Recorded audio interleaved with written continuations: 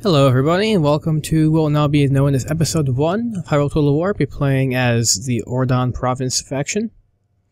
Now, I should say I'm sorry. As you can tell, I'm not playing the Zant in the Twilight anymore. And I've tried. I've spent a very large portion this weekend trying to get it to work. No matter what I can do, no matter what I've tried, it's just not happening. It's really bummed me out because I was really excited to get on with that, and I put so much work into trying to get that to work. But, I can't get it to work. The only possibility I thought of is playing it all in one shot, and I realized that I don't have the fortitude to play an entire long campaign of Hyrule Total War in one shot without saving and without loading. So, I'm making it up for you guys. Trying a new campaign. We're trying the Ordona Province.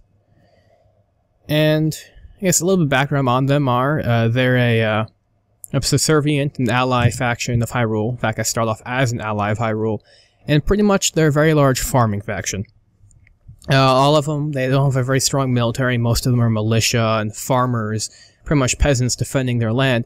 But their advantage is heavy cavalry. Well, I say heavy cavalry, but a lot of cavalry, heavy use of cavalry. They have the best cavalry units in the game. And they're very mobile, like, use their cavalry to outflank and just wreck people. They're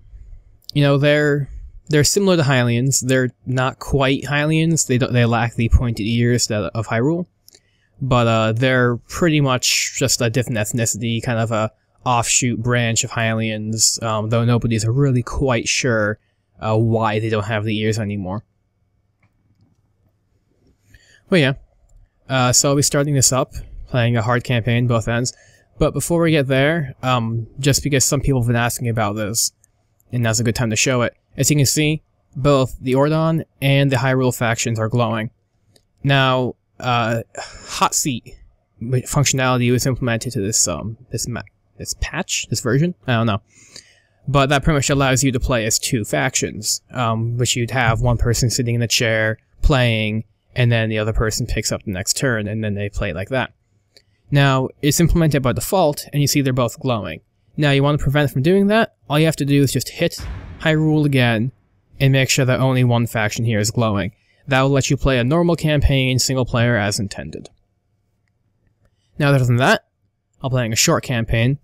Now, that's mostly because I will be going to school in about a month. And I figured I'll be there, hopefully in a different computer. I'm actually currently borrowing my brother's computer to record all of these. So I want to get a campaign which I can win quickly, finish the series actually, and have it ready for you guys, so by the time I get to school, I can start something different. It's going to be holding only 20 regions, including the Old Moblin Kingdom, which is the City of Demise. As opposed to the long campaign, which is 30 regions, where you need to hold the Old Moblin Kingdom and Faron Core, which is the capital for the Lizalfos. Other than that, right over difficulty, everything here is about the same. Alright, so I'm going to start it off for you guys.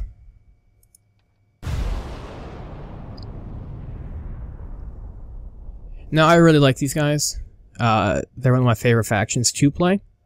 I feel like, they're supposed to be kind of like weaker militia units, but they have a very strong basis for their units, and just the use of cavalry is great. They pretty much play, if you've ever played Third Age or just a fan of Lord of the Rings, they kind of play like a Rohan faction, where they have a lot of kind of just like regular-ish, kind of not quite up to par infantry units, just complemented by the fact that they have some of the best cavalry in the game.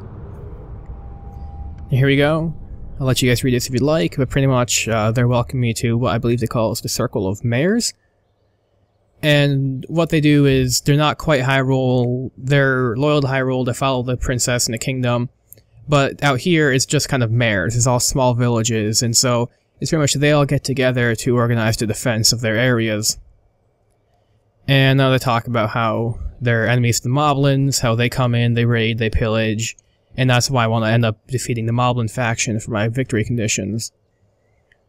There's also the Lizalfos, but we won't really be dealing with them too much. If we get into a war, that's fine, but my plan isn't really to expand to their territory for this game because of that.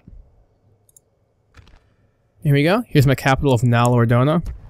It's a It's just a very large village, pretty much. It's more of a communal gathering place where a lot of the farmers come in and celebrate their festivals and stuff.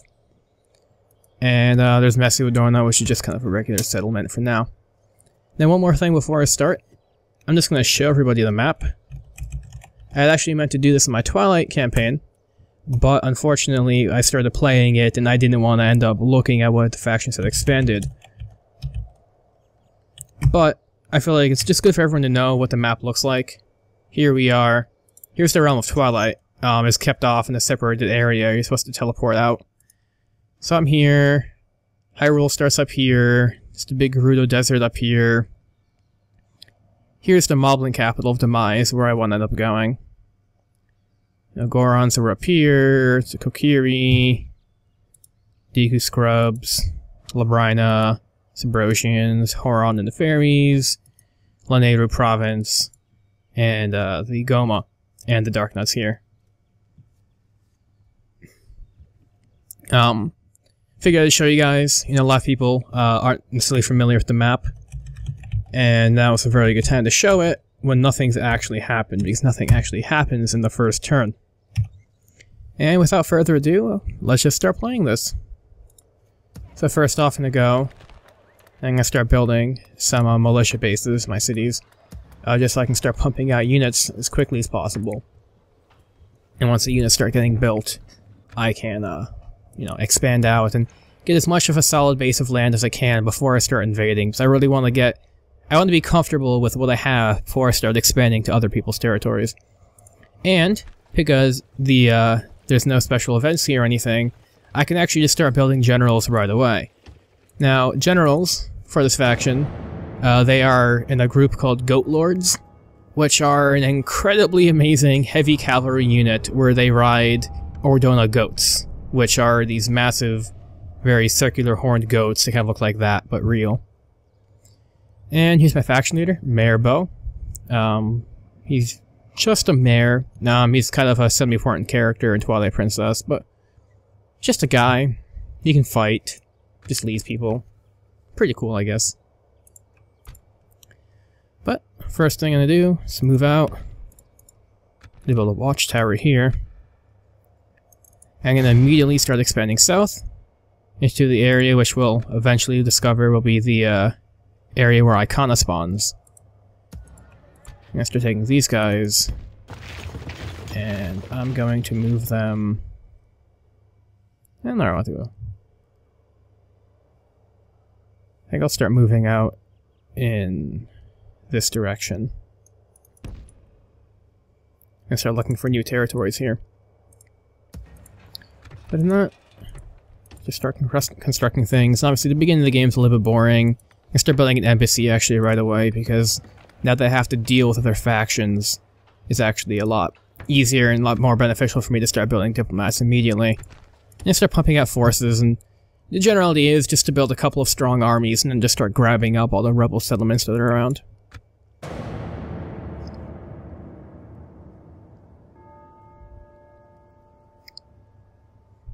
And just once again, I'm sorry guys about the Twilight thing. I really tried to get that to work. I poured so much time trying to work with these files, and I'm just not a competent enough coder to figure out what it was. We got Timberfell here, and that army... Yep. That army is way too big, so... What I think I might do is actually just keep moving south. Trying to find another... Oh, there's actually nothing in there. Or you guys can just walk right in. Don't mind myself. And... So I give you some more units. And there's just Skulltulas here. So, let me finish up my turn here, and at the end of that, I'll actually go and start invading that territory. So we can get some fast expansion going. Acting in a ranger base. In fact, I'll go in here now. So this is what the militia look like. They got wooden shields, they're just kind of wearing padding. They got common abundances in snow, because they're used to living in like the fields and working out in the fields in the winter. But they have sandals, and you know, they're not really all of a sudden the cream of a crop when it comes to soldiers, but they have their benefits. So now that everything is set here, go ahead and... nope, actually I don't have enough ladders for that. So I'm gonna start building some ladders first. Alright, next turn, guys.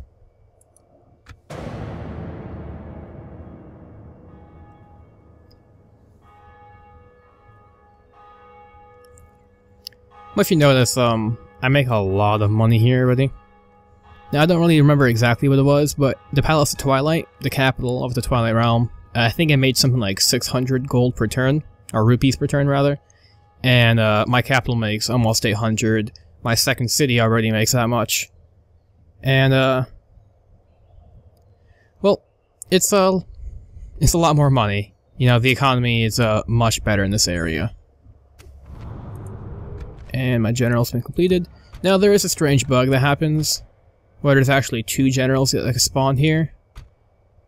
Unless maybe that's just a turn 3 thing, and I always build a general first.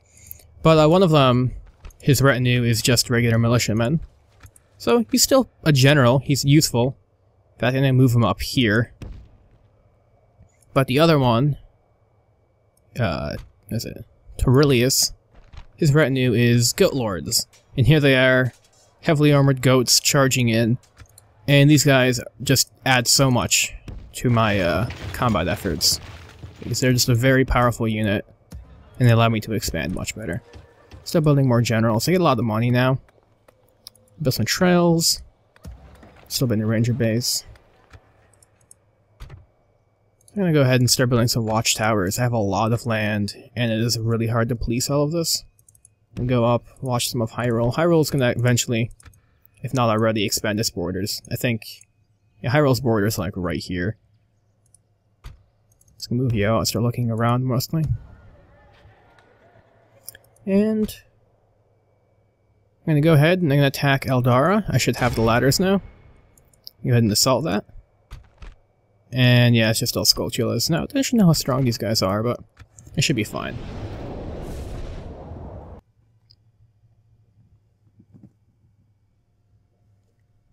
Yeah, so we got the Sheikah here too. I actually start off with an alliance, with Hyrule and the Sheikah, for both with trade rights and military access, so we're all allowed to walk our armies in and out of each other's territories, no problems, we all have trade rights. Units, await my order. And all that jazz. So here we go. Here are my goat lords. Looks like that's my banner bearer. In fact, this is Merbeau. Does Merbeau have a model, actually? Yeah, there he is. Merbeau clearly eats a lot more than a standard goat lord, but, you know, he's a leader. You know, he gets a lot of food. That's fine. And here's our militia. Now we got men and women, you know, fighting. Some have skirts, some just have pants. They got these big, bulky helmets, don't really fit properly. That girl doesn't have any armor for some reason. And cool. They, you know, they look weak. They're actually pretty effective. I just like the aesthetic. You know, they're not just professional troops. You know, they're not Dark Knights who are just like crazy lords of war. They're just people defending their homes by conquering cities full of spiders. Alright, let's start here. Oh, and they're already firing at me. So, we're gonna go ahead and just run towards those walls. And hopefully my, my ram doesn't get destroyed, because, rams actually take a lot of damage from these fire arrows. And, ooh, these things are scary. There's 81 of them. You know, a creature's terrifying when it's evolved to look like skulls. Well, I think it'll be fine. He's gonna come up here, and once these guys start climbing, they will pretty much charge and flank these guys. He's gonna capture the gate, and pretty much I'm gonna have my my lord here come in my Merbeau and just have him capture the territory while they're fighting on the walls. Benefit is that these guys, they train quickly and they're cheap, so they're... Where'd the Skulltulas go? Are they all fleeing? Or going down now? I don't know. That's terrifying and totally not intended, but it looks like they're all crawling along the sides of the walls. The point being, I don't like to necessarily keep people expendable, but they are relatively expendable, and as a result, it's not too much of a problem if I lose them, because I can build them in a turn, really. Oh, you haven't building, is it? Temporarily grants a large boost in stamina, but leaves the army fatigued. That's useful, but not right now.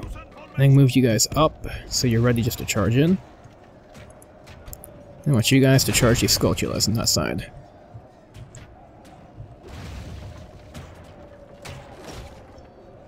And as always, you know, I only have access to one type of unit right now. Things will be relatively boring, but eventually we start getting, you know, archers and rangers, and we get something. They're lumberjacks, and they're just straight up lumberjacks. They just carry around big axes and they chop trees down. But as a result, they're a really effective heavy infantry unit for my faction. And you guys just kind of standing here taking arrows. That's cool, I guess. Alright. Come on, break this gate down. These guys have lost a lot of people.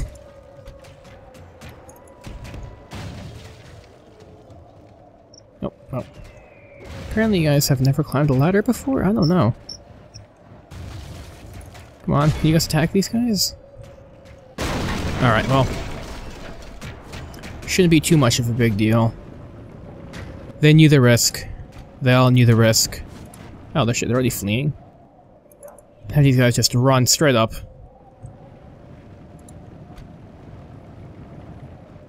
Where'd the spiders go?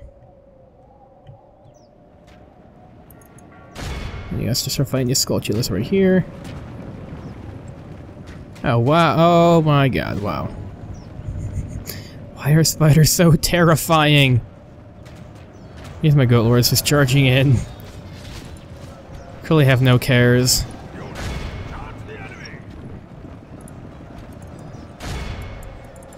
Really, you guys just not gonna rally? That's one disadvantage to having a hero who actually has an ability. Is that I can't just use my rally.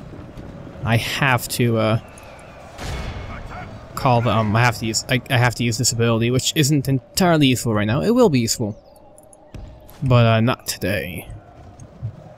You're thinking it's gonna rush in and just try capturing the point. These Skulltulas shouldn't be too much of a deal now that we're surrounding them, more or less. I can just see them though. They're just kind of wavering in and out of the floor. Of course, I love just like running them over. I love the goat lords. I've always liked goats in general. Just like cool looking creatures, and these things, they're huge, like rounded horn things. I don't even know if that's practical, but it is totally is badass. Just charging in, and we're already capturing the point, so just can go ahead and speed this up for now. I also like their UI. You'll see it more with the actual campaign map, but kill the Skulltulas first. It's just like all wood, you know. They don't really have, you know, massive castles and stone structures. They're just farmers. They have their houses. They have their mills. They're just wood. They're just a simple people. But I really like them. I really enjoy playing as them, and they're pretty great. And as an added benefit, they're also much more stable than the Twilly. Yeah, I lost a lot of people, actually. Healed quite a bit, too. That's one goat lord, though. But that's fine, because they're very easily replaceable. Also noticed I kind of vary from the distance of which I've talked to the microphone. I have Audacity open up in the second monitor, and I'm just looking at my my levels and how much higher they are right now as to where they were before when I was away from the microphone. But when I get closer, you can probably much clearly hear my voice. Alright, we're just gonna walk in. We got the city of Eldara underneath our hands, and we got ancient ruins, a statue of the goddess, that's useful, it's a hamlet. I'm actually gonna start off. First, I'm gonna get the armies out of here. I wonder if that's gonna be enough. Yeah, it is. Alright. So Timberfell is actually fairly populated. Go ahead and build a watchtower here. And start exploring these canyons. Looking for the Kingdom of Icana. And just start taking the territories while I can. Before anybody even comes here. Alright. So I'll be sieging that for now.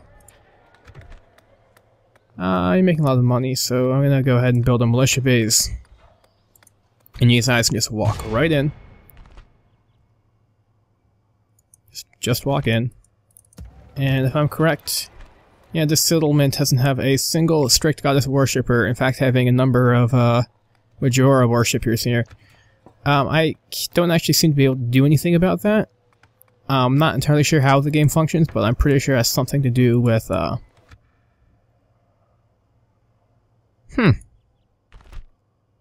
Who put that there? Alright, well I'm gonna just destroy that right now. It's not helping me, so I'll just get a little bit of cash boost from that. But, I believe that the money you make just kind of comes up. I believe that your religion kind of just presses itself naturally until you get to a point where you can build a settlement for it. You can have these guys go ahead and join Maribo's faction. And, what is it?